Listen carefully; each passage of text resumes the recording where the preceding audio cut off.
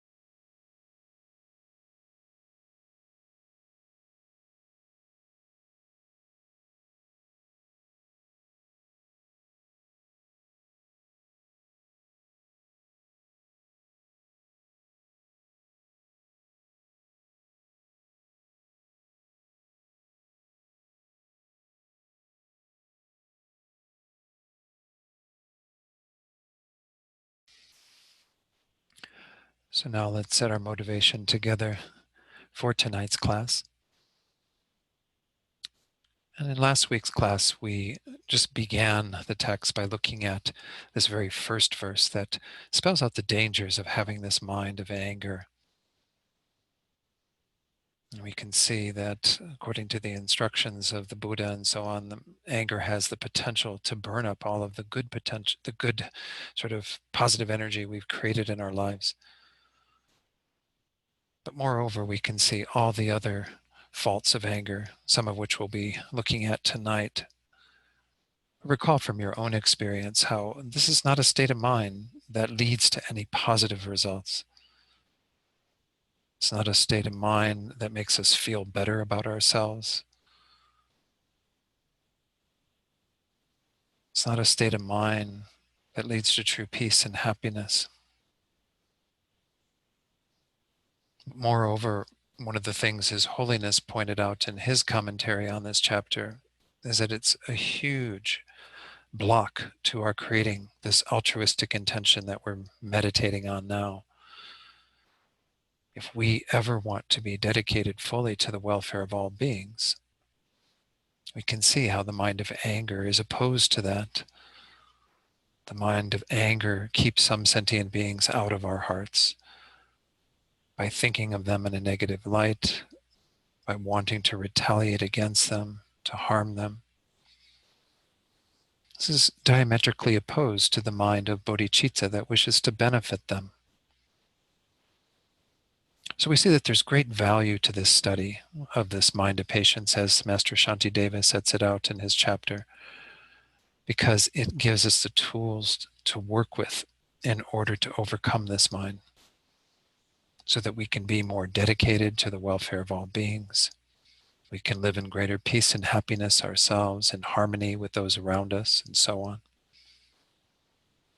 So just recognize that there are amazing benefits to cultivating this mind, and generate that intention of bodhicitta to accompany your study tonight, to think that you're here to try to create the causes to eventually develop that mind much more deeply, to be able to follow that motivation all the way to enlightenment.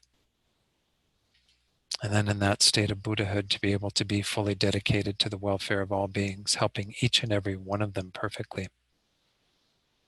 And it's for this reason that we're going to learn these tools and work with overcoming our own anger, frustration, annoyance, and so on, and learn how to be truly patient, tolerant, forgiving, and kind.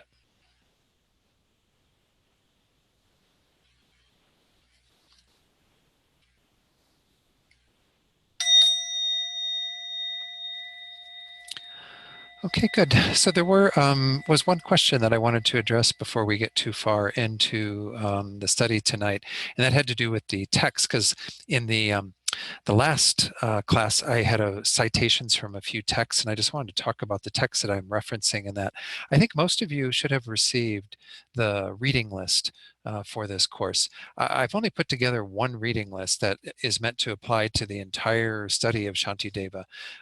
One at the top of the screen there, you see some alternate translations of the text. Sometimes it's useful to go to different translations. The translation we're using is an FPMT translation that was done by my classmate and friend Ziggy Toe.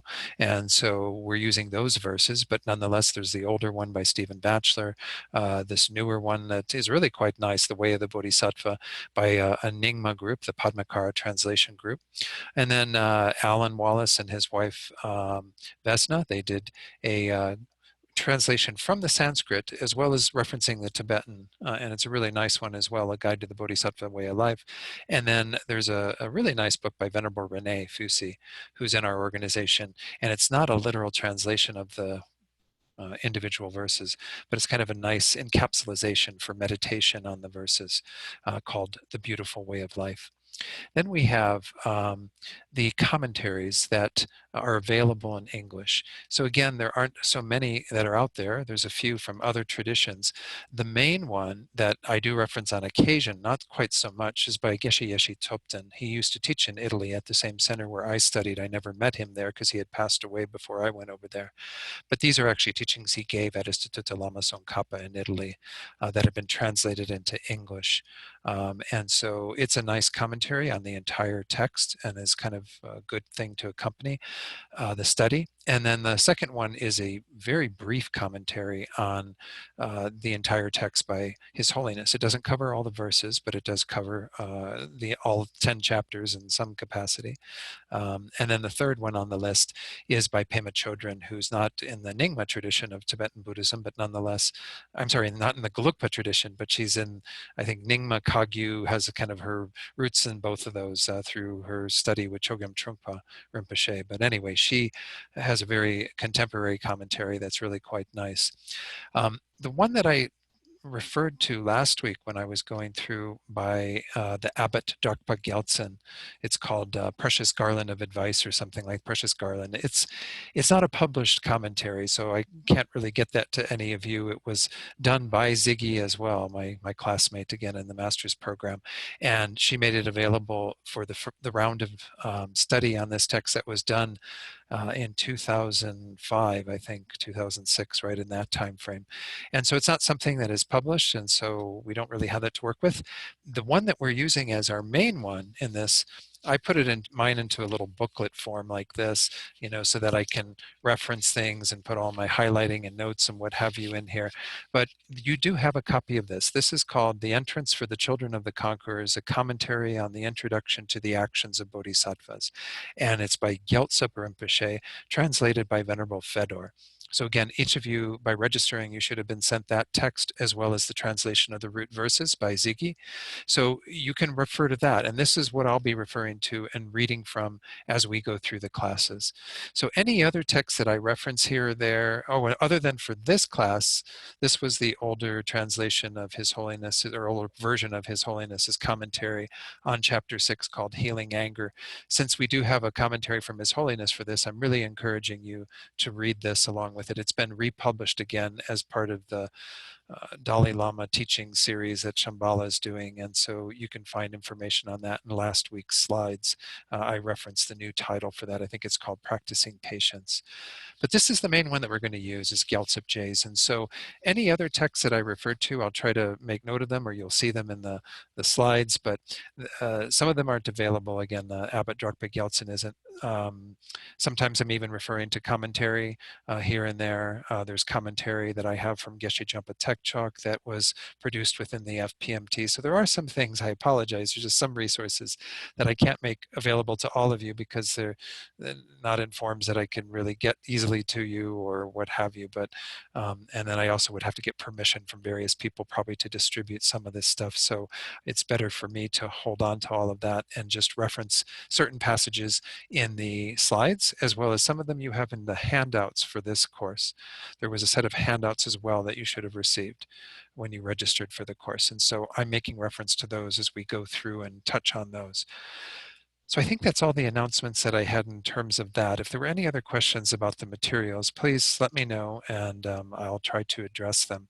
So we had a little introduction to the topic of patience and anger, the opposite of that we're trying to overcome with patience in last week's class. And again, there were a number of things on your handout as well as in the slides talking about that. We only got into the first 2 verses of the text. So again, tonight the plan will be about the same as usual. I'm going to talk for roughly an hour, maybe a little bit over an hour, and then I'll stop just before we end the class, see if there are any questions at that time, and then address those questions before we conclude. So let me go ahead and pull up the slides so we can dive right into the material. Oh, and by the way, I did also last week, they distributed, I think we're going to have a format for people being able to obtain any of the handouts that I produce at a website so people can access them through Shantideva's website, I think was the plan. But know that I did have a request that a meditation gets sent out that comes from Discovering Buddhism. You can work with that.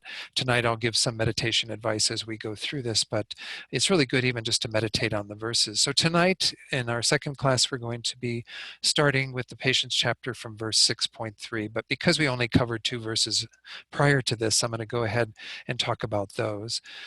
In the main outline that Gyaltsen J has explaining the text of the chapter, which is covering the entire 134 verses, it's divided into 2 parts. And the very first part is very brief. We'll conclude this tonight for sure and probably go well into the very first part of the next section. Meditating on patience earnestly, eliminating the obstacles to its establishment and abiding. And then we'll go on to how we apply to mind the methods to establish patience. The very first contemplation within this is to look at the faults of anger. There were 2 within this, looking at the faults of anger and the benefits of patience. Last week, we touched on these first 2 verses that are the unobservable faults of anger, the things that we cannot see, but yet are incurred when we have particular states of anger. So that was verse 1 that said, whatever wholesome deeds, such as generosity, making offerings to the Sugatas, the Buddhas, that have been amassed over thousands of eons, all will be destroyed by anger. So this is in particular, again, when we have moments of anger towards a bodhisattva, especially, a being that, again, we, due to the difference in qualities between ourselves and others, they become very powerful objects for us. So we have to really watch our mind of anger because we don't necessarily know who these beings are. We might make some assumptions about our teachers, Lama Zopa or whoever, and think that they must be great, fairly realized beings. And so we want to definitely watch our minds of anger there. But nonetheless, we don't know who else might be a bodhisattva at that level. So again, you can reread the commentary for this in the Gyaltsab Je if you need to. The second verse is kind of within the idea that since we've seen that primary fault of anger that's not observable, that it can consume all of our positive potential, we need to have some effort to meditate on patience. So this verse says, there is no negativity like hatred, and no fortitude like patience. Thus I should cultivate patience persistently through various ways.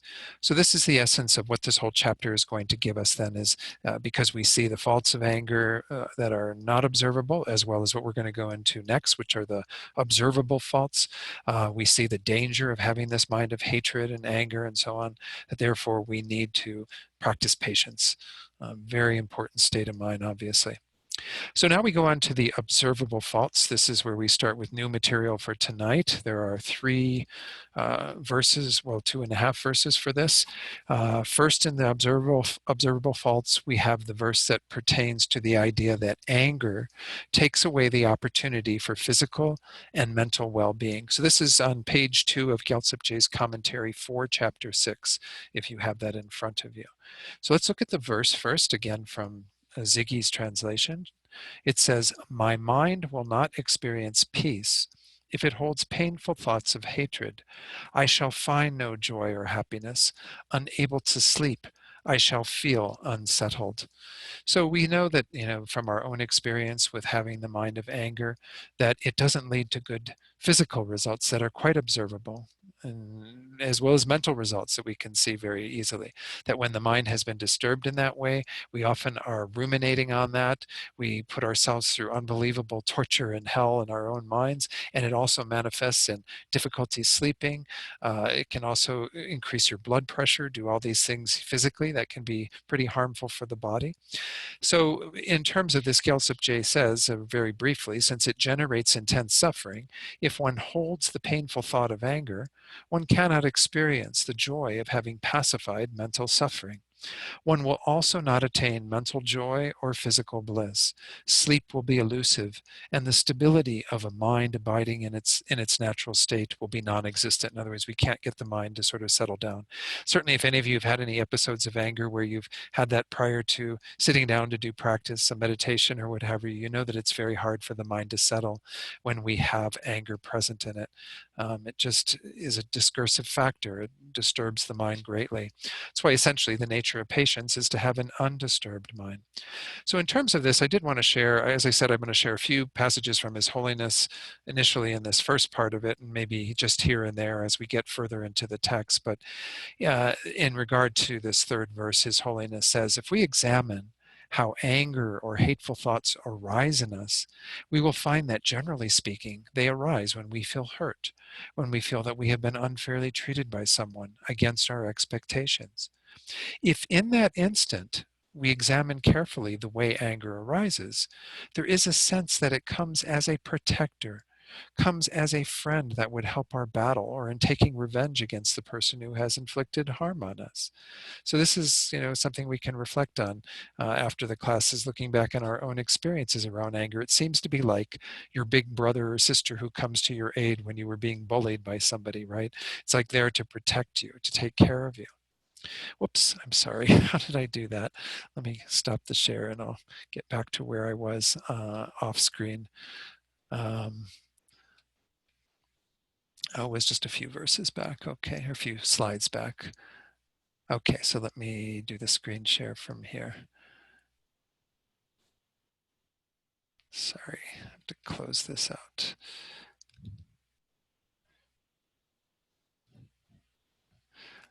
Okay, now it went back to the other. Sorry, let me get this set up one more time. Okay.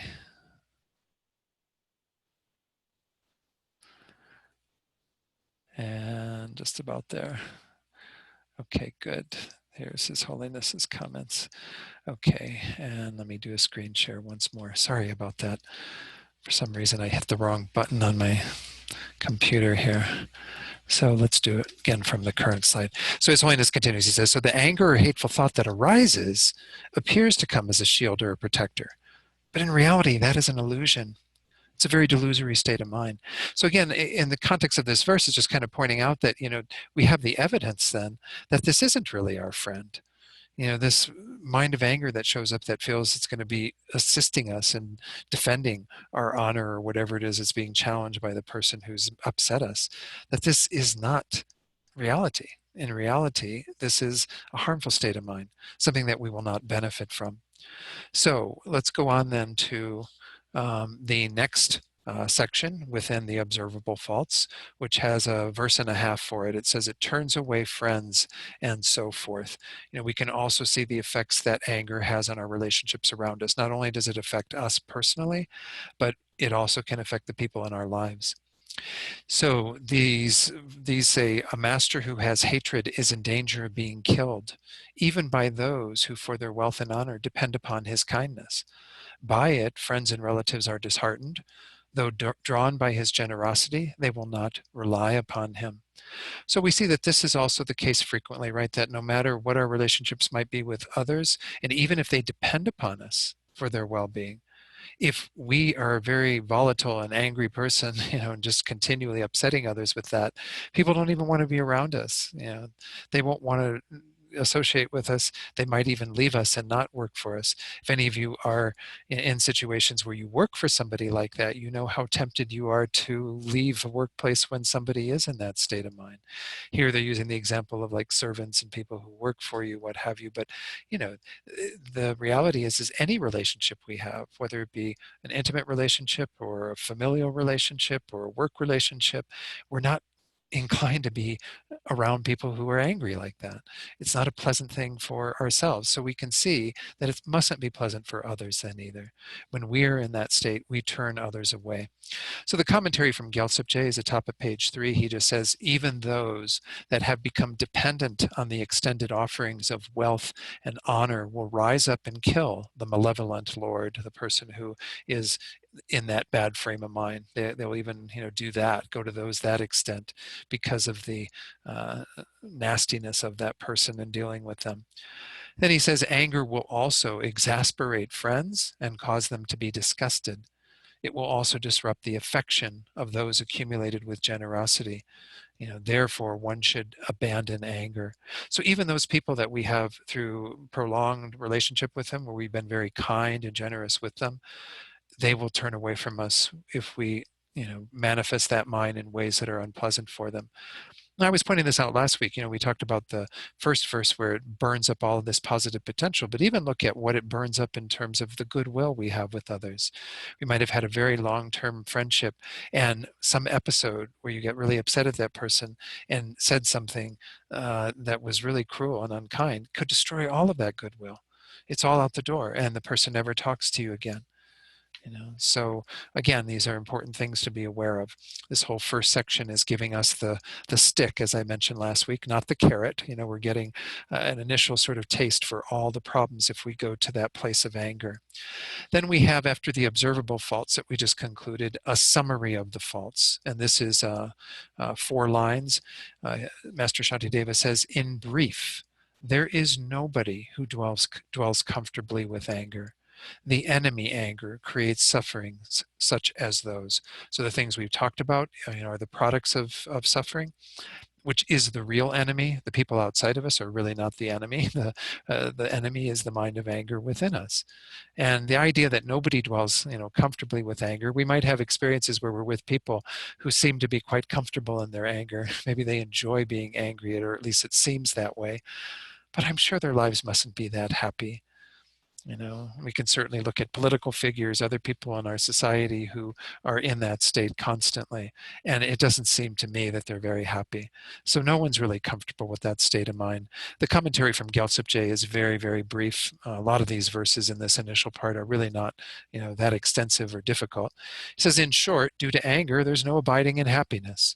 The enemy of anger is the supreme cause for the shortcomings explained earlier, such as suffering in the present and later and so on. So we see that there are really no advantages to this state of mind.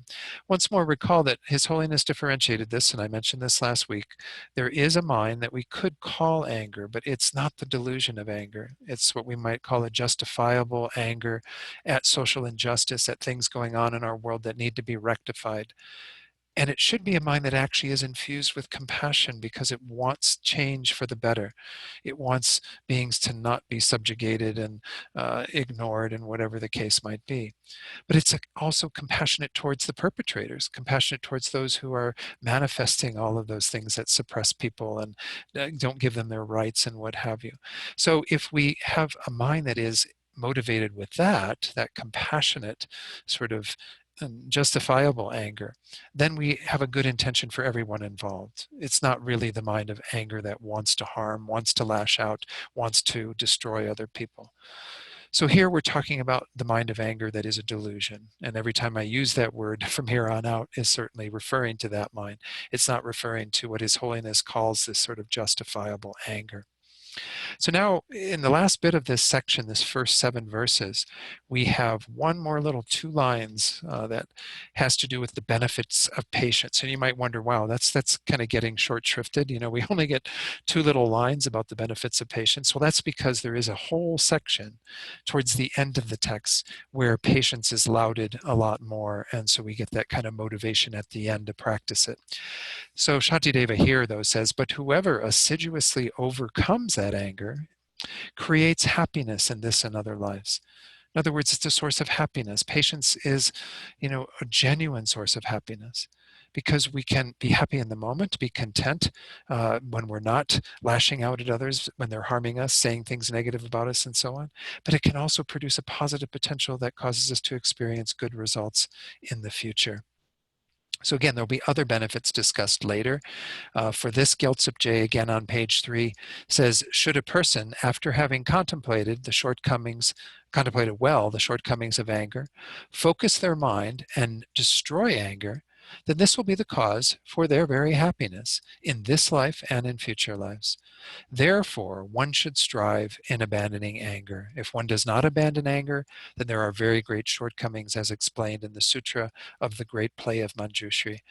So maybe I'll just check in at this point because, again, we did have this meditation that I had distributed to all of you so that you could work with that. Let me actually pull that up on screen. The disadvantages of anger. So we see here that there were on the meditation there was a whole sort of laundry list. It makes even the most beautiful person appear unattractive. It destroys our physical health and mental peace. Of course, we already discussed that to some degree. It makes us lose any sense of discrimination. Forces you and others to act in harmful ways that you regret later. We don't have much control over our minds when anger is present. Makes you lose friends. We talked about this earlier. Makes you create enemies. Once you've harmed somebody, they will probably want to harm you back, at least not help you. There's no chance to be happy when anger is present. We saw that already too tonight, right? And then anger destroys the causes for your future happiness, burning up eons of positive energy. That's what we saw in verse 1. Anger, of course, has this destructive nature. It makes us want to harm people and things. I mean, some people destroy their own possessions when they're angry. Throw something at their car or, smash their phone against the wall or whatever the case might be.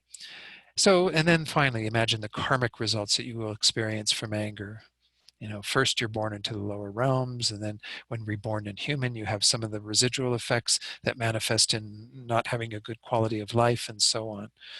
So I hope people had a chance to meditate on this, and I'm going to encourage you to meditate on this again this week to try to become very familiar with all of this and go through the laundry lists and pick out the things that you can resonate with. And you can say, yes, I know from my own experience that's happened to me, and reinforce this idea that because of the disadvantages of anger, it gives you impetus to practice patience. That's the whole point of it. The point of it isn't to dwell on it and feel horrible about ourselves and feel guilty because we did all these negative things under the control of this deluded mind. The goal is to help you to actually put the energy, the effort into practicing patience. Then you'll have great enthusiasm for all the techniques that we're going through. Because we're going to very shortly tonight get into what the advice is in terms of overcoming the anger that gets upset when we have to suffer, and then when we have to really forbear in our practice of the Dharma, and then finally the third type where we have to be harmed by other beings and have to contend with that, try to keep our mind undisturbed in the face of that. So let's go back to the slides and continue on, carry on with the next outline. I did have one little bit that I shared from No Time to Lose. As I said, Pema Chodron, I mean, most of you have read her books. She's really a wonderful teacher, and she always puts things into such nice words, better words than I can manage most of the time. So I thought I'd share these short passages from her book. She says, the advice Shantideva gives here in that verse about, encouraging us to practice patience is advice for healing a universal dilemma. The dilemma of getting hooked and carried away by rage. We could do this work not only for our sake, but for all humanity. Instead of regarding ourselves as angry and messed up, we could identify with all those who are working to heal a universal illness. Siding with our courage instead of our neurosis is an important shift of allegiance. So this is a nice little kind of pep talk from Pema Chodron to give us that desire to side with our courage, to side with that very outrageous mind that wants to practice patience in the face of whatever is going on. It really is a challenging mind in our lives, and especially in these times that we are in currently. So now we go on. Again, the first outline was very short in terms of just those first 6 verses. We go on to the bulk of the chapter, applying to the mind the methods to establish patience. This text is meant to be extremely practical. That's why it's useful to study it, whether you're engaging in the basic program on a formal basis or not.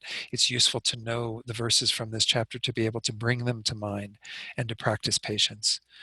So within that, we see that the bulk of those verses that are within that section are about eliminating the cause for anger, trying to get rid of everything that contributes to our anger. And then finally, as I mentioned, there would be a section at the end meditating on the benefits of patience, going back to that carrot instead of the stick, the carrot that can encourages us to really put energy into putting all these tools to work. So in terms of eliminating the cause for anger, the first few outlines are only a few verses just to kind of get us into this topic. And then we have the actual meat of it, striving to abandon anger upon da-da-da-da-da. We'll get into that outline. The very first one outline, though, is just verse 7. The outline in its full text on page 3 of Gyaltsab J is the nature of the cause, including the shortcoming. So this is getting at the cause of anger. I mean, not the cause in terms of, karmically what's going on, though there is a karma involved in all of this. If we look at karma, and karma is not the main topic of this patience chapter, but it plays a major role in it. If we look at the fact that we created karma in the past that causes us to have unpleasant experiences, essentially the ripening of karma are our feelings, our feeling experiences. So what anger is reacting to, again, is an unpleasant feeling, is a feeling of unhappiness that is arising from our own past actions. It's giving rise to that, and then we react in habitual ways.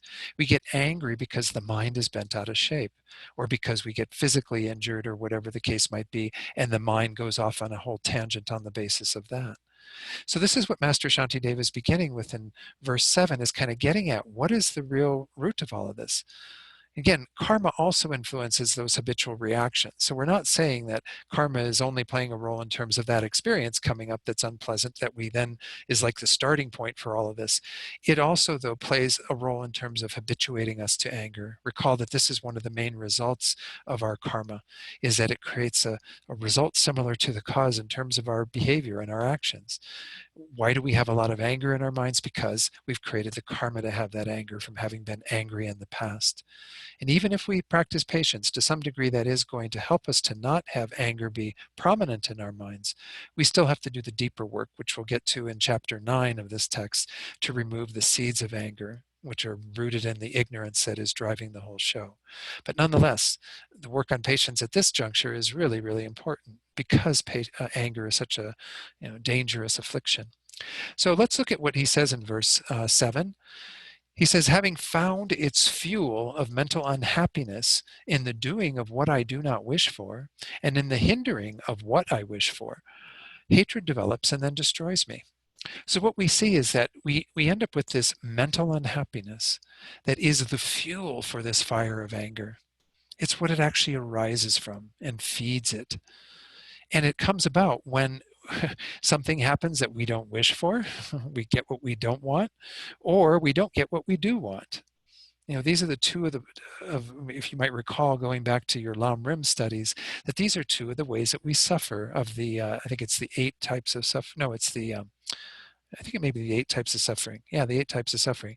To get what we don't want and to not get what we do want. These are what our life is about a lot of the time, right? Well, hatred and anger then develops on the basis of this mental unhappiness and destroys me, actually causes me to have great difficulty and problems. One thing on this term mental unhappiness, I just want to point out that a few other translations for this, Geshe Yeshe Tupten in his text, when it was translated, uses mental distress. His Holiness actually says that discontent in his mind is a better word for this. But it's essentially any time that we develop a sort of thought process on the basis of that unpleasant stimulus. We get something in our lives that we don't like, whether it be, somebody accosting us, saying something negative to us, whether it be just waking up and feeling kind of that the body's not quite right or the mind isn't quite sharp enough, and we get angry even at something like that because it's just the suffering nature of these bodies and minds. We have that unpleasant feeling, and we feed the whole process with a discontent, with a mind of mental unhappiness. There's one sutra of the Buddha that isn't quoted so much in the Mahayana tradition, but I've seen it in the Pali Canon and a number of teachers who teach from the Pali Canon, and it's called the Salata Sutra. And some of you may have heard teachings I've given on this before. Salata means arrow. And the idea behind the sutra is that the Buddha says there are 2 arrows. The very first arrow is that unpleasant experience that we don't have a lot of control over. And generally it's a sensory experience. It's hearing somebody say nasty words about us, or it's experiencing pain, difficulty, what have you, something that is registering in our sensory capacity. So it tends to be physical, but sometimes we can even recollect those things. We have a mental awareness of, or we recall, oh yeah, that person was a real idiot, real jerk to me. And then we go off on a storyline. That's the second arrow. We get hit by the first arrow, which is the unpleasant experience. The second arrow is all the discontentment and the unhappiness that we generate on the basis of having been pierced by the first arrow. The first arrow, we don't have a lot of control over. Those things happen in our lives. The second arrow, we have lots of control over if we're aware of it.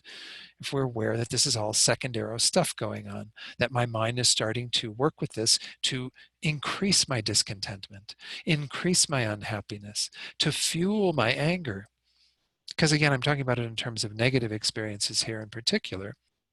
This is entirely within our domain. And this is, of course, the territory in which Master Shantideva is going to primarily work, is how do we change our thoughts after the first arrow has pierced us? How do we look at it differently and not react in those habitual ways and feed that reaction through this mental unhappiness? I mean, look at our own experiences again, and you could meditate on this over the next week if you like, going back to the times when you have gotten bent out of shape by what somebody did and maybe even retaliated. You can see that it was a process of clinging on to that, holding on to that. The pain happened. They said something or did something. That was the initial moment. But then you kept reliving it and kept feeding it and kept being more and more unhappy, to the point where you just couldn't deal with it anymore and you had to say something. You had to do something to get back at that person. Well, it's not a very healthy mind to follow. So this verse is a wonderful verse to reflect on as well, to see that everything starts from this moment of unhappiness that is based on us not getting what we want or getting something that we don't want. Those are the unpleasant possibilities, right? You get something you didn't expect, didn't want, you're backing out of your driveway and somebody hits you and you get really angry at that. Or you're you wanted something wonderful to happen, and the person didn't do what you expected. So you're getting sort of blocks to your well-being, blocks to your happiness. So then you take that initial experience and you make it into something more. So here, in terms of Gyaltsab at the bottom of page 3, the query comes forward: well, how does anger generate suffering? I mean, how does this whole process ensue? He says, mental unhappiness, which is caused either by that which is undesired by the self and those belonging to the self, the friends of ours and so on, or by that which obstructs that which is desired by the self and those belonging to the self. So it's either something that happens to you that you didn't want, or something that obstructs you getting what you do want. That's the nourishment that increases anger, that mental unhappiness. Having found the nourishment, the fuel of mental unhappiness, the body of hatred grows stronger and stronger and destroys self in this life and in future lives, because it causes us to engage in actions that create the karma that then have us experiencing more unpleasant things in the future. This is kind of the most interesting thing about this mind of anger and its arising, is that His Holiness mentioned it comes as a protector, but it is so deceptive, because we actually, if we fall under the sway of anger, we end up doing the same thing that got us into that predicament in the first place. Yes, what we are experiencing in that first arrow, that unpleasant experience, is a product of our own past karma, created through our own, neglecting the welfare of others, harming them, and so on. If we really want to be rid of that first arrow and don't want to experience it, we would do the opposite. But we keep doing the same thing. We keep reacting habitually to it. We feed that anger through the fuel of mental unhappiness, through this second arrow, all the thinking about it, making it stronger and stronger, and then we say or do something that creates the cause to have that experience again. So we're acting in our worst self-interest when we follow the mind of anger. It's not leading us to the result that we seek, but it's fuel. The very stuff it's made from is this mental unhappiness that gets generated in the mind. I wanted to read a little bit from His Holiness's book on this. This is in my version. It's on page 19, the older version. It says, he says, I think discontent may be a better word than mental unhappiness. He says, a nagging sense of discontent, a feeling of being dissatisfied or of something not being right, is the fuel that gives rise to anger and hatred. What one should do is try to see how to prevent the arising of this fuel, this feeling of discontent and dissatisfaction. Generally, it arises in us when we feel that either we ourselves or someone we love or our close friends are being treated unfairly or threatened. People are being unjust toward us or our close friends. At this instant, this feeling of discontent or unhappiness arises. Also, when others somehow obstruct us in achieving something, we feel that we are being trodden upon, and then we feel angry. So the approach here is to get at the root, appreciating the causal nexus, the chain, which then would ultimately explode in an emotional state like anger or hatred. The idea is to stop it at an early stage rather than wait for that anger or hatred to arise fully. For example, if one wants to stop the flow of a river, the best way is to go to the source and do something about it there. Of course, what's interesting about a river too is that if rivers come from mountaintops and what have you, where they're actually quite small at that point. And that's the same with us in terms of when anger begins to arise. We're just having that initial feeling of displeasure, something that is that first arrow. It's very easy to stop there if we have the insight and ability to do it, because it's very weak at that point.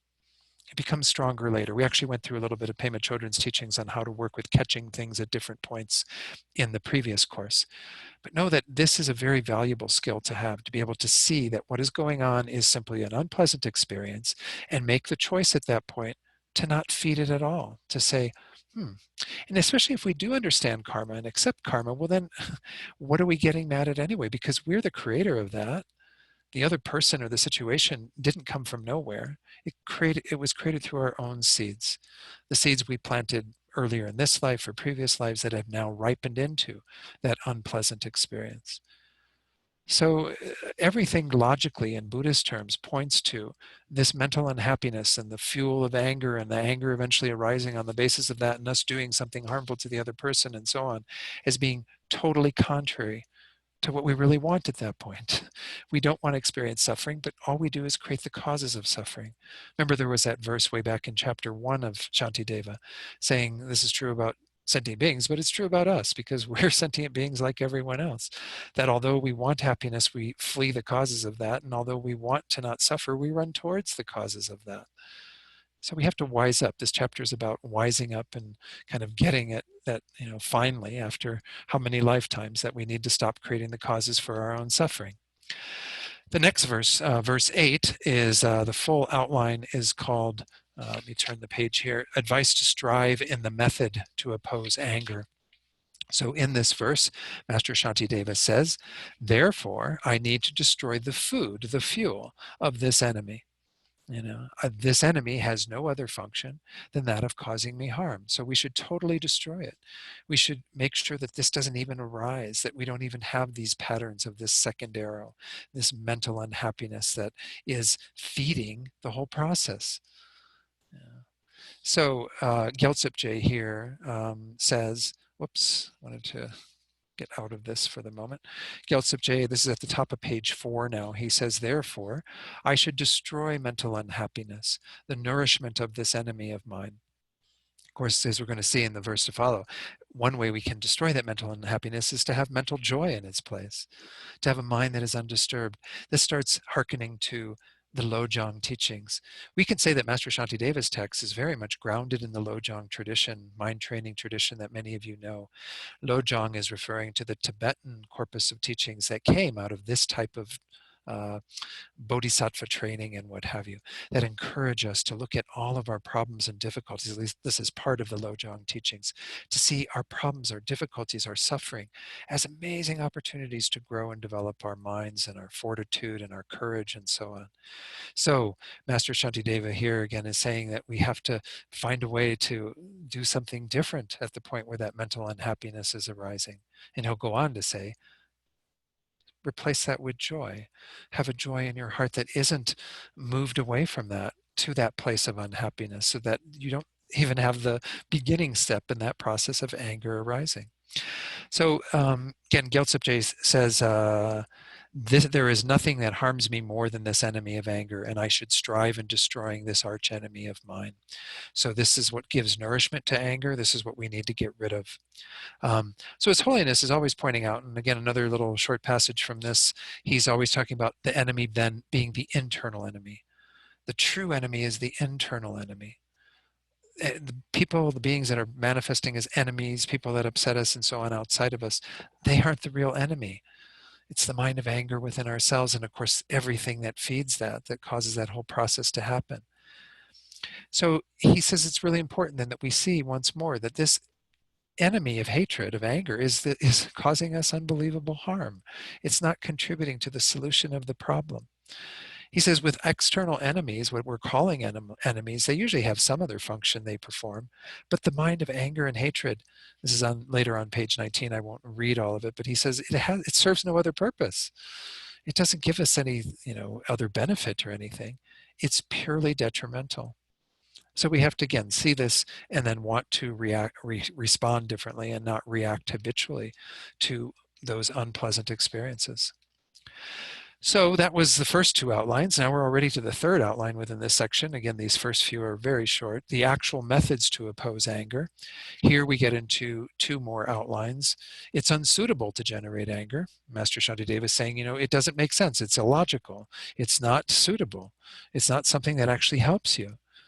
And there's a reason for this. And this is where we get to verse 10, which is one of the most famous verses from this chapter, or from this text for that matter. So let's first look at this idea of it's unsuitable to generate anger. Master Shantideva says, whatever befalls me, I shall not disturb my mental joy. Having been made unhappy, I shall not accomplish what I wish for, and my virtues will decline. If I actually follow that mind of unhappiness and do the whole process, I won't get what I'm wishing for. Not even the peace of mind in this moment will, that will elude me as well. I won't even have that.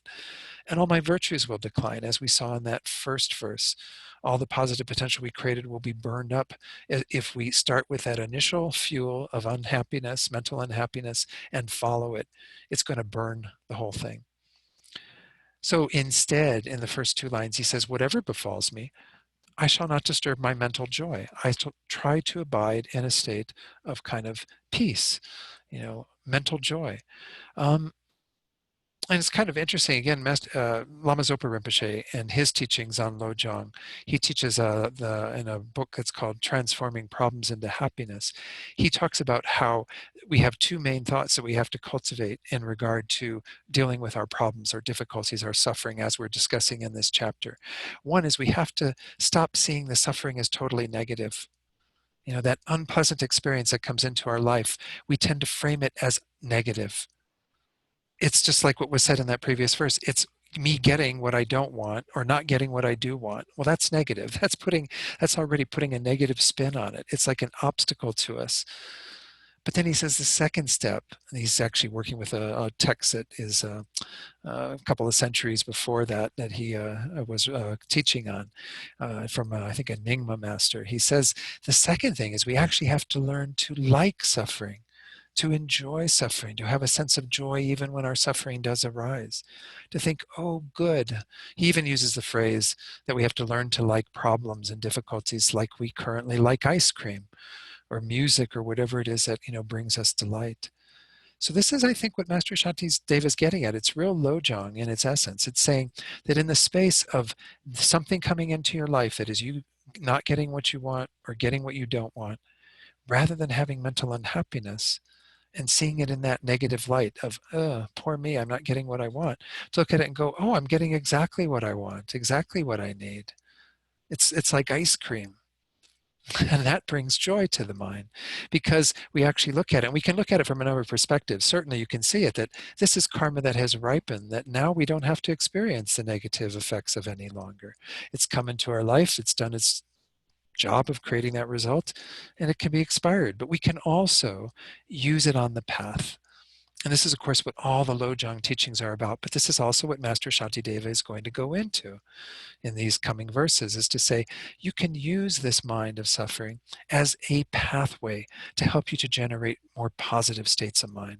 So you should be joyful when suffering arises. In place of that mental unhappiness, you should have mental joy. So Gyaltsab Je says, middle of page 4, query, how then does one abandon mental unhappiness? Having contemplated the benefits of accepting suffering, think, I shall under no circumstances let my mental joy be disturbed. Contemplate this point well. Oh, I think you need more than just the fortitude to say, oh, I'm just going to be joyful. I'm just going to be happy.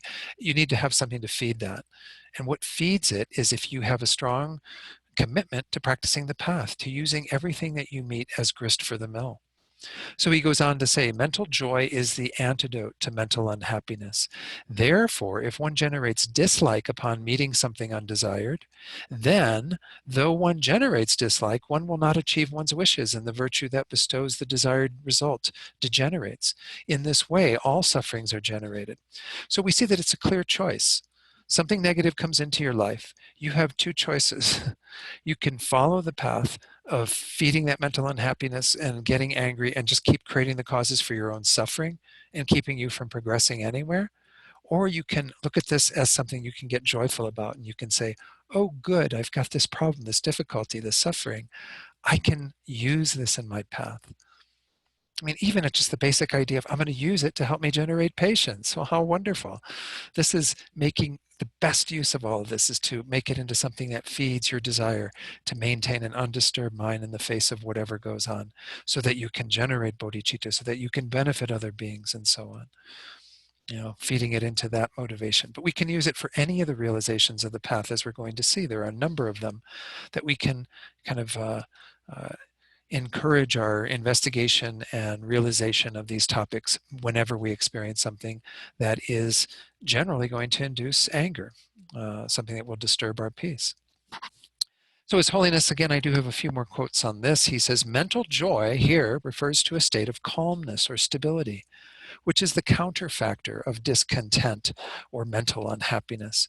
The reason why one makes the resolve that one will never let one's mental joy be disturbed is because by being unhappy and discontented, one will not be able to accomplish what one wishes. Again, this is the essence of what Gyaltsab Je says, but I thought I'd just share how His Holiness puts it. So he says, so in a way, being unhappy is quite pointless. It's also destructive because losing one's mental joy and mental stability gives rise to situations where one's virtues also decline through the generation of anger and hatred. So it's counterindicated, It's contra to what we want to actually achieve. It becomes destructive to us if we get unhappy and feed our anger through our unhappiness and just keep clinging to that idea. So now we go on again to this most famous verse that is kind of a feeding from what was just on the screen. The unhappiness is quite pointless. This is verse 10, the reason for it being unsuitable then to generate anger, why it doesn't make sense for us to get angry and feed it with mental unhappiness. Instead, it makes more sense for us to have joy, is because of this verse. This sort of two questions that we can ask ourselves anytime that something is coming into our lives that is getting what we don't want or not getting what we do want. One, why be unhappy about something if it can be remedied? If it can be remedied, you put your energy into changing it, with a happy mind, and just say, okay, I'll make my efforts to change that and do it for the good of all, and so on. But what's the use of being unhappy about something if it cannot be remedied?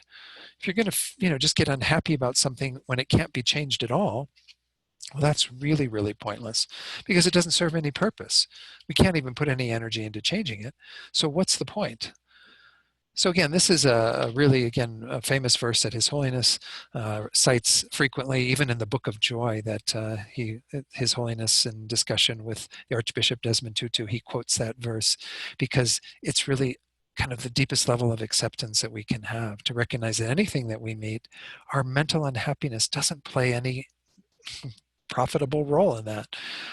Instead, we have to be more accepting of reality and say, okay, this is what's coming into my life, and examine it and say, is this something I can change in a positive way? So that suffering can come to an end, not by causing suffering to someone else in place of that, but by kind of resolving it all. Well, then if so, why get bent out of shape? Put your energy there, roll up your sleeves and go at it. But if it's something you can't do anything about, your unhappiness is futile, and it's only going to lead down this pathway. It's only going to feed your continual mental unhappiness and eventually your anger, your hatred, your resentment, your spite, and so on.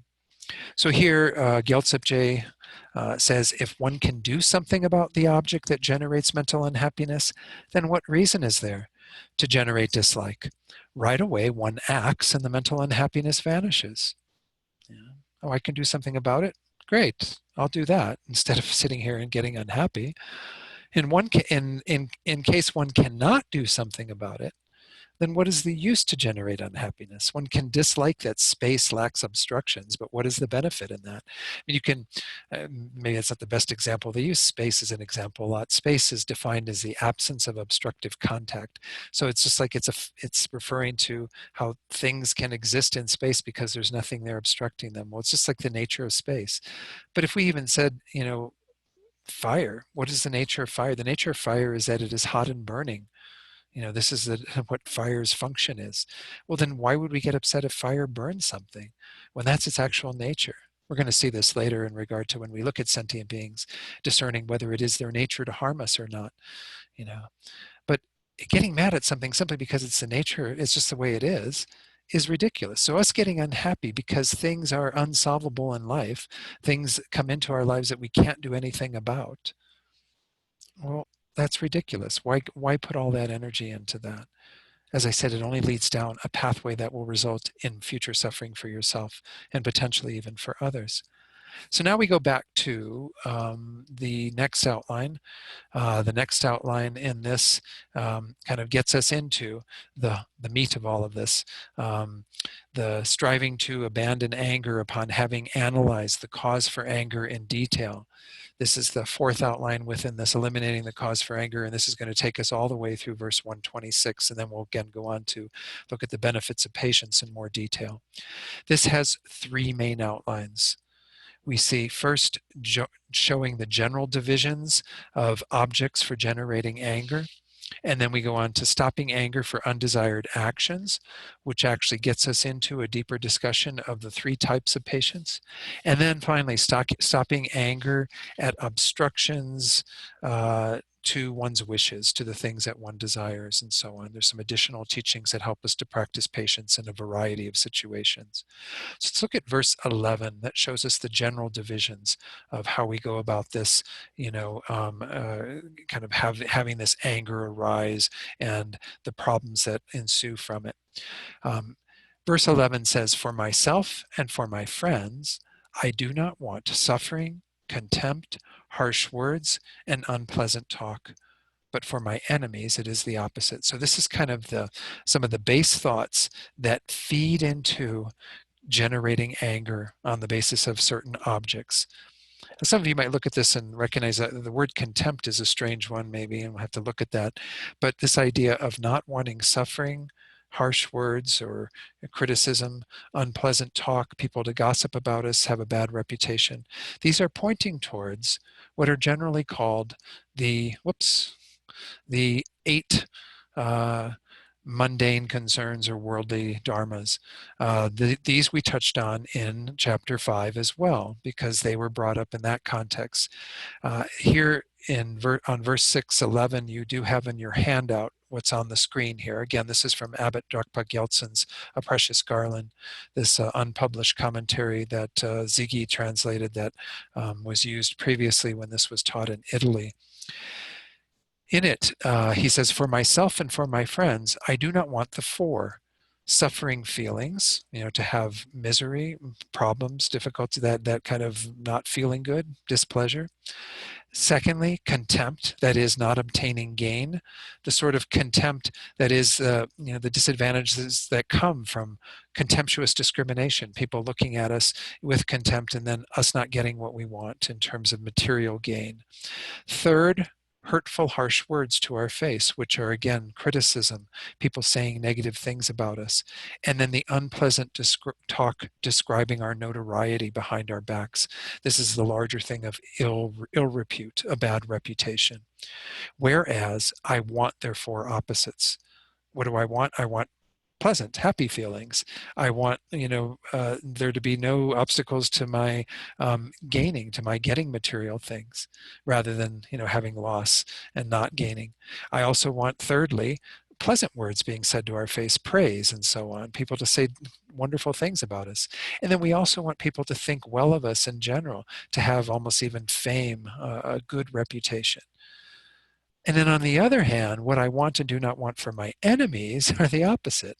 I would love for my enemies to suffer, for them to not get what they want and to have loss in their lives, to hear criticism from other people, to have a bad reputation. I mean, even look at the thoughts that we have about, again, I won't mention any names, but political figures and, the subtle thoughts that sometimes people have about wanting them to receive this type of thing, even being glad when somebody talks bad about them and so on. These are all what are called the 8 worldly concerns. His Holiness in his commentary says this explains the 8 worldly concerns. Generally speaking, a worldly attitude involves feeling 1, happy when certain pleasant things happen, and even kind of attached to that. 2, unhappy when things go wrong. That's the first pair. We want the pleasant stuff, we don't want the unpleasant stuff. We get really attached to that idea and have that expectation and live our lives that way. The second pair is we feel happy when people praise us, say good things about us, and unhappy when they insult us or say bad things. Then likewise, we feel happy, the third pair, when we achieve the material things that we aspire to obtain, when we have that, physical gain in our lives. Unhappy when those aren't achieved, when we lose resources and so on. We also are very attached to the happiness that comes from being famous and well thought of in the world at large, versus being unhappy when we become sort of notorious and we have that bad reputation. This was what we saw again back in chapter 5 on verse 34, this first verse that introduced this idea of staying like a piece of wood.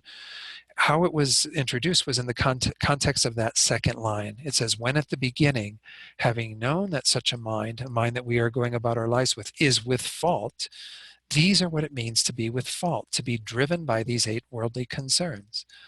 to be driven by wanting the pleasurable experiences and being attached to getting that, and not wanting the unpleasant experiences and being attached to not getting that. To kind of live our lives with these sorts of unhealthy expectations. And the advice given in chapter 5 was, at such a time, like a piece of wood, I should remain, being able to rely upon the antidote, not go to my habitual places of reacting to those 8 worldly dharmas, but rather remaining in some state of peace and relying upon, antidotal states of mind. So in terms of this, Gyaltsep Je on page 5 of his commentary says, for myself, and my friends, I do not want to these 4 feelings of suffering, criticism, harsh words spoken to one's face, and the spreading of unpleasant derogatory rumors. These I do not wish for, and wish to reverse them. But in relation to the enemy, these likes and dislikes are the opposite. In short, they are the 8 worldly dharmas. So again, just recall that this is pointing out that, and this again could be another investigation for you to do over the next week, is look back once more on those incidents when you were angry and see how, okay, there's that initial unpleasant experience. There's the fuel of mental unhappiness that is arising. That is because of not getting what you want in terms of these 8 worldly dharmas, or getting what you don't desire. And that's just a more detailed way of looking at that, to say, at that time, is it one of these 4 things that you're getting that you don't want, or you're being blocked in getting the 4 things that you do want? The gain and the loss, and the praise and the criticism, and the pleasant experience versus the unpleasant, and the good reputation versus the ill repute. So this is what is kind of underneath all of that, is that we're being driven by worldly dharmas. I mentioned in our discussion of chapter 5, and I'll mention it again here, that Lama Zopa Rinpoche, some of you may even have this book. It's a wonderful book. It's all on the 8 worldly dharmas, published by Lama Yeshe Wisdom Archives. It's not one of the free books they do, but I think it's only like $10. It's very reasonable for this whole set of teachings that Rinpoche gave over time on avoiding the 8 worldly concerns. They are essentially what it means to be attached to this life. It is the real block to moving forward on the Dharma path. If all we are doing is being concerned about getting the things that we want in this life and avoiding what we don't want in this life, then we end up wasting this life. But moreover, in this context, it becomes part of this whole process. It fuels our unhappiness to a greater degree, and then we go down the pathway of generating anger. So again, this is in the context of how we want to stop, anger and get rid of it and so on. We have to be aware of the whole mechanism by which this is starting, and to be aware of to what degree we're driven by these 8 worldly dharmas. Not letting our mind get bent out of shape when we don't get what we desire, when we do have to face the undesirable things. So now we're into that kind of, we showed the general divisions of this, that this is what's happening, is that we're having to face things that we don't like. Let's look at the actual advice for how to stop anger for undesired actions, for things happening to us, or us having to deal with stuff that we don't desire, that is unpleasant. That's where, again, the response of anger tends to arise, or that reaction. Let's go on to the next slide here. First is stopping anger at that which faults the self, that which has a negative impact on ourselves. Then we have to look at stopping anger at that which faults or causes harm to our friends, and then stop being angry at those benefiting one's enemies. We can say these are the 3 things that we tend to get bent out of shape about. When we ourselves are the object of that, our friends are the object of that, and we care greatly about them, or someone is helping our enemies. Someone is helping those that we don't like, and so we get upset and angry at that. So let's go on into this further. We see that stopping anger at that which faults ourself, or which causes harm to ourself, is divided into 2 outlines. Tolerating the generation of suffering, which is where we're going to go and see the 3 divisions of patience. And then the second part of this, being patient with contempt and so forth. Again, so just some additional teachings from Shantideva on how to overcome our anger at other things. So, as I said, we have in this outline, tolerating the generation of suffering, we actually have what are called the 3 types of patience. And you will find the description that's going to be on your screen shortly in your handout as well from the Abbot Drukpa Gyaltsen. I'm sorry, maybe it's not even him. I think it might be from Geshe Loden, and there might even be some other citations in there. I'm sorry, it's not Abbot Drukpa Gyaltsen. Geshe Loden's book is a published book on the Lam Rim, but anyway, I'll point those out as I go through them. The very first of the 3 types of patience, and we even saw these last week when we looked at how patience is defined in Buddhism. We said it's a patience that tolerates our suffering, that definitely relies on the Dharma or is committed to practicing the Dharma, and it's also patience that is okay in tolerating harm, doesn't think anything of being harmed by other beings. These are the 3 types of patience that are traditionally taught in the Lam Rim. So we have what, not even 40 verses on this, or right around 40 verses. So the very first section is verses 12 through 21 that is on the patience that is okay, that tolerates suffering, suffering being the things that happen day in and day out, that are all sort of defined in that category of just our general type of suffering. Here again is from Geshe Loden, his book, Path to Enlightenment in Tibetan Buddhism. He says, the patience of voluntarily enduring suffering is the capacity to happily take on any form of suffering or difficulty and turn it into the path to enlightenment. This is, again, Lojong practice. This is exactly what we mean by mind training, thought transformation in Tibetan Buddhism. To take something that is difficult, that is suffering, and make it into the path, make it into a pathway for us to achieve happiness. Instead of being overwhelmed and consumed by the suffering that we experience, with this form of patience, negative experiences can be used to make progress in gaining the path of cessation and the cessation of suffering. We feed them into our spiritual development. And then His Holiness, from another book called Path to Bliss, he says, meditators and students should have the patience which can voluntarily accept hardship. Without such patience, they will never be successful in their studies. So we see that there are things that we do have to endure as part of life, that we have to have the willingness to accept that as part of our lot, if you will, and to move through that with a happy mind. So this section is divided into 5 parts. The first one is contemplating that one is not beyond the nature of contaminated suffering, that, this is our state currently. We haven't transcended that yet. The second one is contemplating the benefits of meditating on suffering. The third one, this is all on page 7, by the way, these outlines, contemplating how they are not difficult once habituated. That there actually is, with familiarity, greater ease of practicing in this way.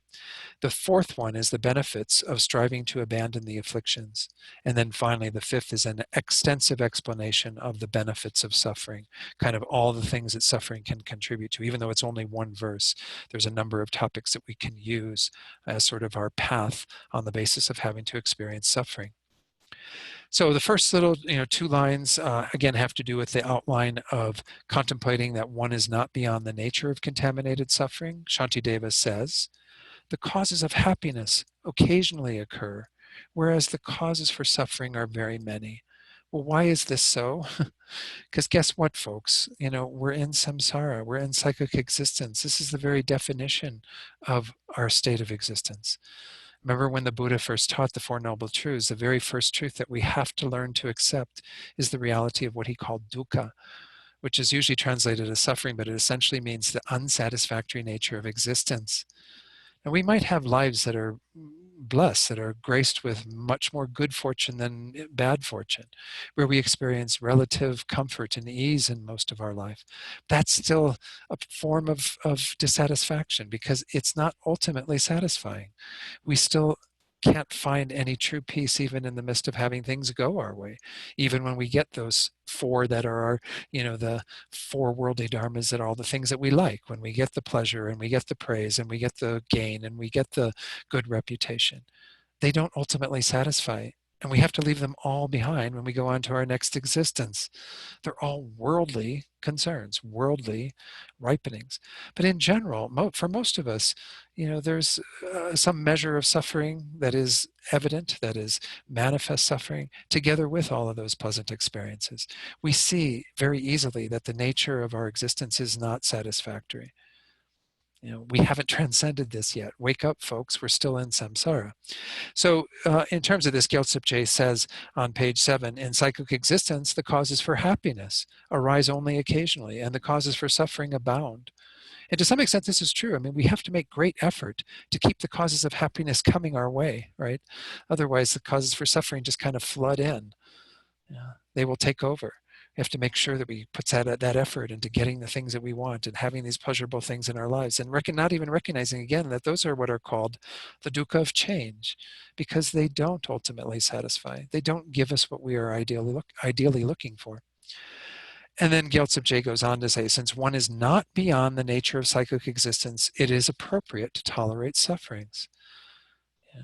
Because this is our lot. I used that earlier, but it's really true. This is what the Buddha was saying in the First Noble Truth. This is your lot. You are in cyclic existence, under the control of your karma and delusions, and having these varieties of experiences. He's not saying, just get used to it and get over it, and that's it. He's saying, this is what you have to first accept, that this is your reality, before you can even use it as the path, before you can even funnel it into helping you to get free of all of that. Because the Buddha went on in the other noble truths, the second noble truth, to talk about why we're in that state due to our delusions and our karma. The third noble truth, that there can be an end to that, the cessation of that, if we practice the fourth noble truth, the path that leads to that. So that's the Buddha's promise, is that if we actually put the effort into it, we can be free of that. But our rallying against these sufferings and like doing all the habitual things of generating that unhappiness and the anger that follows and so on isn't going to get us anywhere. It's part and parcel of the problem. It's what feeds cyclic existence.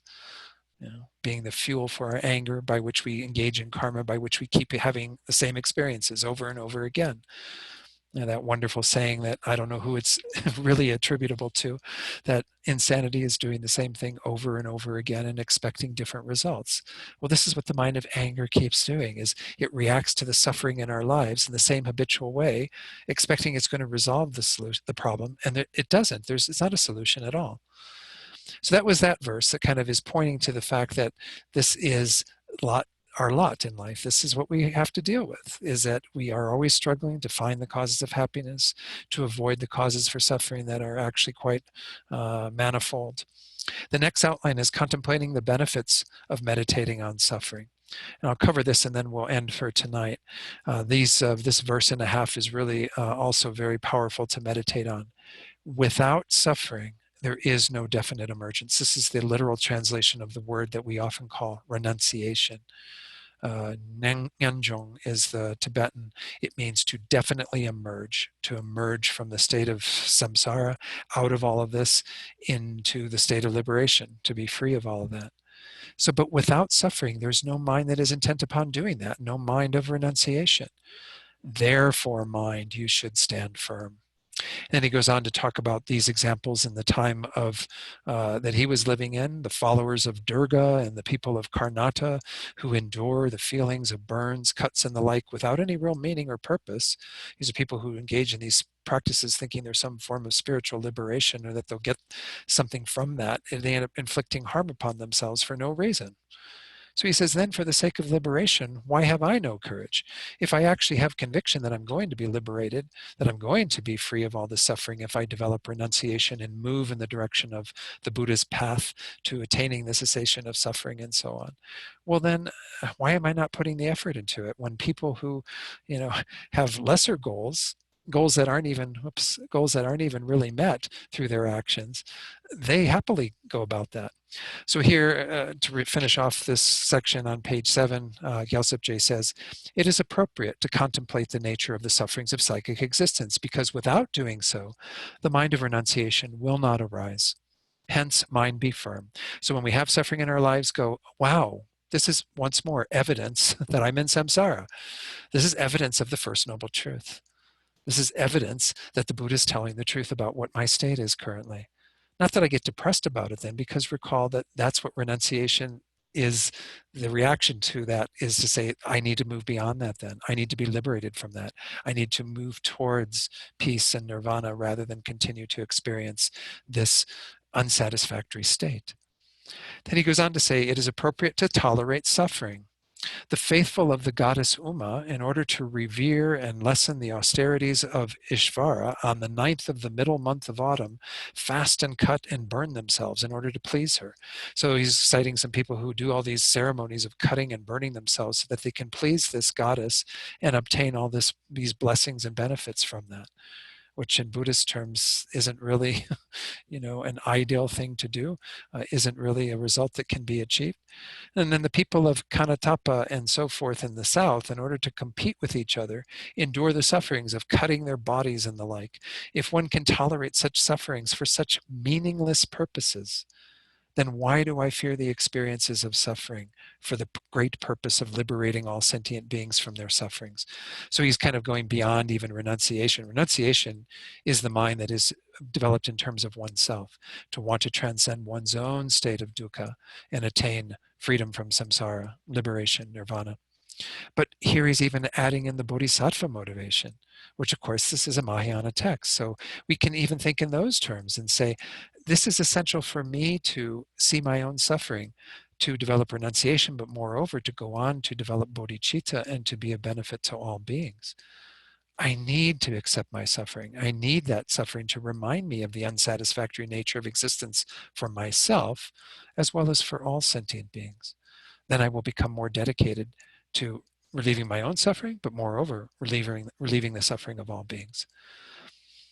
So he says it's appropriate, to tolerate them. It's appropriate to put our energy into working with the sufferings we have in our lives in a much more positive way. And when I look at life, the life that, people doing a lot of things in their lives that I would consider meaningless because they, in the end, don't result in a whole lot. Even people who are great athletes, right, in the Olympics and all this, they attain all this praise and glory and gold medals and what have you, and they come home and they get contracts for, Wheaties and what have you, all these things that they can sell, Nike, on the basis of having achieved these great things. All of that is really for naught unless they do something good with all those resources and all that fame and good reputation. A lot of people put a lot of energy into worldly things that don't amount to much. And I'm not putting them down in that regard. I'm just look at it from a Buddhist point of view. We are much better off putting our energy into things that will lead to results that are much more lasting and certain. Recalling that again, the state of liberation and enlightenment, these are states that we can attain that we will never then part from. We will be able to be in that state forever, as opposed to you get good things in this life, a good reputation, all this great stuff, and you have to leave it all behind and go on to the next existence. So, well, I somehow ended up going right to the top of the hour with all this, but any questions or comments before we conclude tonight? Again, if you want to unmute your mic. Andrea, did you have one? I'm not sure. I have a quick question on the theme of anger. How do you explain, the anger towards a child, for example, from a parent, when you're watching the child do something wrong over and over again, and it's going to be harming to them? It kind of goes in between the anger and the justifiable anger, but it's never justifiable. So how do you manage as a loved one if you don't have a child? Let's say a parent that's not wearing a mask, right, during the pandemic.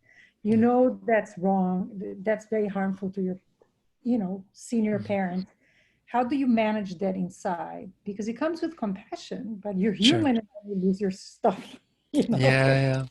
Well, and that's why I think these skills are really important to develop, is because we recognize that we do want to be a benefit to others. We do want to be a voice that can help them to not have to suffer needlessly. And certainly, if someone were to get the virus and they didn't need to, because if they'd only worn a mask, or if whatever the case might be, again, the masks, they say, are generally to protect others from us, but nonetheless, I think they do serve some barrier for the virus getting to us as well. But if you really have that compassionate motivation, we see how frustrated we can get because we go to a place of anger from that rather than a place of genuine compassion, care, concern, and then also having the skillful means to help them. This is one of these things that, it's always really hard because how do we know what is the appropriate thing to say to anybody, even somebody we know quite well? Sometimes Yeah, even those people we know quite well, it's almost harder to say something to them, even though we know them quite well. yeah, I'm So, actually referring to the one that you know really well because they're uh, not listening, you know? yeah, yeah, yeah. So I think, again, we just have to do the best that we can, keep our motivation as clear as possible, try to not have the anger come in and be expressed, certainly, and to try to find different ways to approach it, ways that might seem gentler, kinder, that are really helping them. But it's hard. I mean, again, every one of us is in different relationships, different people dealing with it, and it becomes quite specific. But I think we just have to maybe even just sit quietly with it and think about what is the best thing. If we were on the receiving end of that, what would we like to hear from somebody? Because we do see how defensive we get, especially with people who are quite close to us. Yeah, I just noticed that some personalities, they don't stop until you're really harsh with them. Hmm. And, in the Buddhist tells you not to be, you kind, and that person keeps pushing back. Yeah, And that's where, like, I know sometimes it's justifiable to be a little more forceful. And right. that's where I get caught. Yeah, and I know we all want to be kind of in that mode. They use this term wrath to talk about this compassionate motivation that can manifest as very high energy. I mean, one of my dear teachers, who most of you know, Venerable Rabina, kind of manifests that energy a lot, right?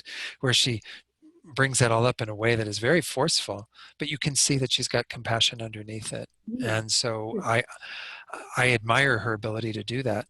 But there are times when certainly, I mean, like if you had a young child, for example, let's leave behind the COVID stuff, but if you had a young child who had never been around an open flame, and say you left a candle burning or something and their hand was getting ready to go in the flame because they were fascinated by this Right. flame, you wouldn't go, oh dear, don't do that. Exactly. You would say, get your hand away from that, or whatever. You'd Exactly. say something that would sound really harsh, but it's Right. because you don't want that child to suffer. So I think, with adults, it becomes a little trickier because, again, they're going to take anything we say. I think adults tend to be a bit more judgmental and think that, Right. well, why are you losing your shit? I mean, why are you being so mean and rude and whatever? Right. So I think we have to be careful there and try, if we're going to say something that we think might be taken that way, that we do whatever we can to make it more skillful, to make it more, Mhm. you know, a way of, I mean, for example, I mean, if you do have an older loved one who isn't wearing a mask or something, I mean, you can talk to them about your own concern for them. I mean, that how you really, really not wanting them to have to experience the illness from this virus and to suffer from that, and how you really would hope that they would do that because you don't want to see them suffer. Maybe that's a different tact, a different approach. If we're actually communicating that initially, then maybe the person will take what we're saying differently rather than, oh, why are you butting into my life and telling me what to do and whatever. I don't know. These are just my own ideas off the top of my head, but I think each of us has to sit quietly with it and say, I know this person. I kind of know what their buttons are, how to trigger those. How can I find different words to say? And especially, once more, it's not just the words, it's clearing our own mind first so that we don't have that anger that is the delusion of anger, that instead we have this strong compassion that really wants to protect them from suffering. Okay. Don? Yes. Is it Sunny? Yes. Hi, Sunny. Sunny, yes. What is the title of Lama Zopa's book about transforming problems? You said? It's transforming problems into happiness. It's a Okay, thank very, you. very short little book, and it's, again, based on a text. I think the text is in the back of the book, at least the later editions of it. The one that's out on for sale now, is a new edition. The text by a Nyingma master. I've actually taught on that text before. It's a really interesting text because it's all about this whole idea of how do we learn to work better with our problems and our difficulties and funnel them into the path. Again, we just read one verse that has to do with that, right? That when I have suffering happening to me, this is evidence of samsara. Therefore, I need to renounce samsara. I need to feed my desire to be free of all of this. That's a very positive state of mind. Okay, Right. thank you. Anyone else? Anything? Yes, Fernando. No, it's only a comment. 2 Uh-huh. years ago, something happened in my life in which I was trying to help someone, but then ended up like firing back or something like that. I discussed this with Geshe Dawa, which is the Geshe here at the center in Mexico City, and he told me that I should not engage in actions which I'm not capable still of like bringing a positive result or something like that. And later on he mentioned like about the different stages, and for example he also mentioned that at certain point a bodhisattvas, Buddhas discourage certain type of bodhisattvas to even offer their bodies or something like that. And then in terms of the sufferings that you were mentioning in this chapter, that we should be capable of going through that suffering. In the last few months, I have been really afraid of the Bodhisattva path to a certain degree, and this happened after a New Year. And I even discussed it with Venerable Ravina during a teaching in Brazil. And I don't know, I was going through a really rough time. But then after seeing this movie of the Great 14th, when he was with people from the Mind and Life Institute, and then at that time he said that he will remain. At the time I said, well, I might be really afraid, even though Buddhist teachings lead you to not being afraid, so that because maybe fear may lead you to suffering. But then after seeing His Holiness the Dalai Lama saying that he will remain, and he was like close to crying or something like that, and then I said, how am I not gonna remain? Or I don't know, maybe it's just a thought, but something there. And so yeah, I'm afraid. And I don't know how this Bodhisattva path will be. I don't think any of us know. I mean, this is the challenge of this. It's an extremely courageous path. Thank you for sharing that, Fernando. I think, again, your experiences are very common. People see, again, the pushing the envelope and dealing with certain things, and then getting cautionary advice from lamas sometimes about making sure we don't go too far when we haven't really developed the ability to go that far. And then how do we get there then? And all even the second type of patients we're going to talk about, get into that hopefully next week, towards the end of next week, is this idea that we have to have a patience and endurance to deal with all the difficulties that come up in our practice of the Dharma. And of course, generating this amazing, courageous heart and courageous mind is a huge challenge. So we have to be gentle with ourselves in this path, and do the best that we can. I don't know if I'd go so far. I'm not trying to contradict Geshe Dawa in any way. I don't know him, but I'm sure he's an amazing being and has great advice, and felt that advice was quite good for you to receive. But nonetheless, oftentimes I tell people that, always, if we really feel that we can't do anything, then that's okay. I mean, then back off from that.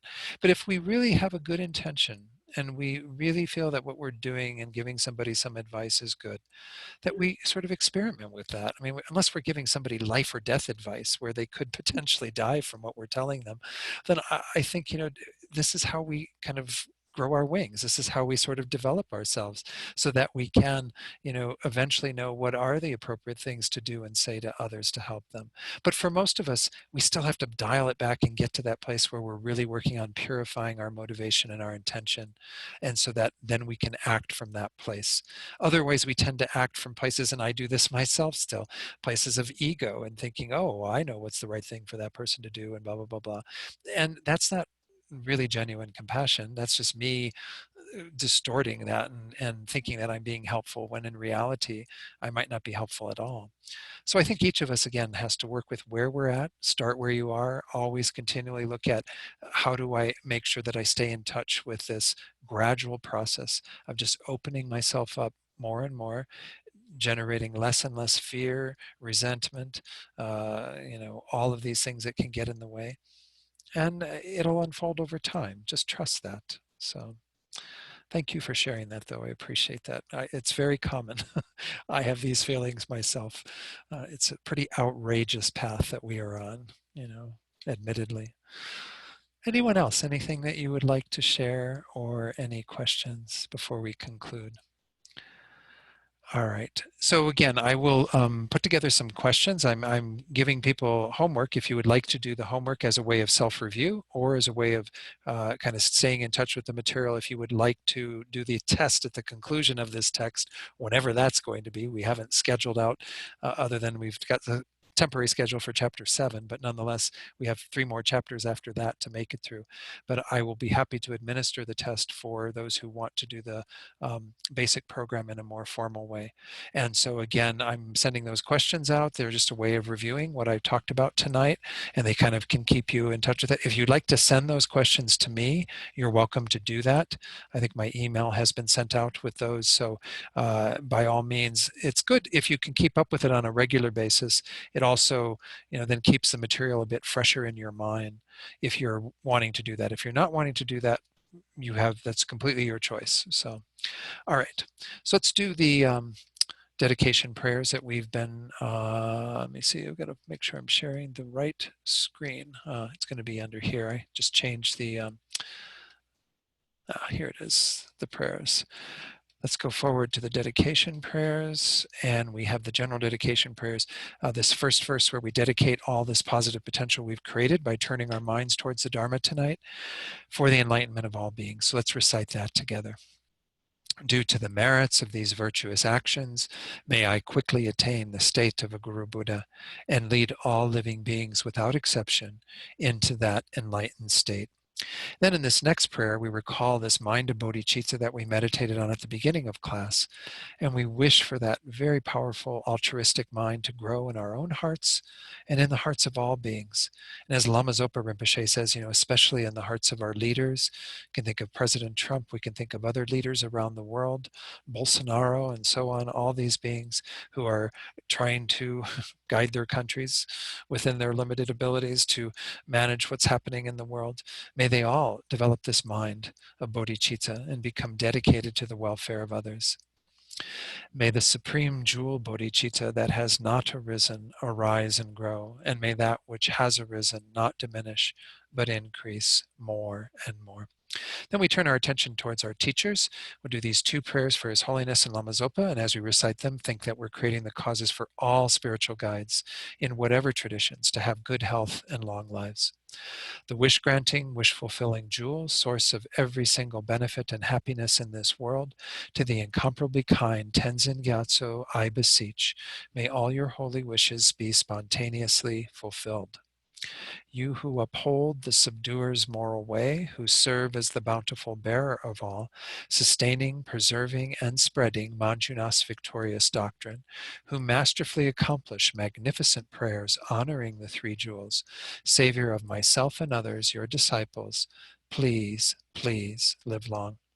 Then finally, let's dedicate whoever we're holding in our hearts. No doubt many of us have people who are currently going through difficult times, have obstacles to their life, well-being, have illness, maybe even those who have died or are dying.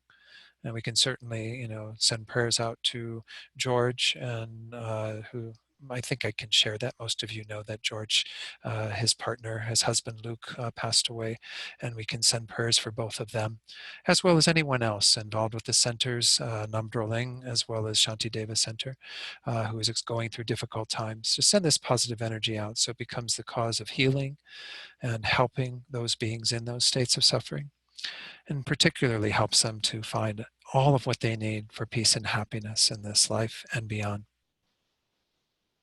Okay, thank you all so much. Really appreciate you all being here. I'm loving teaching this topic, so I hope you're enjoying it too. So, good. Thank you, Don.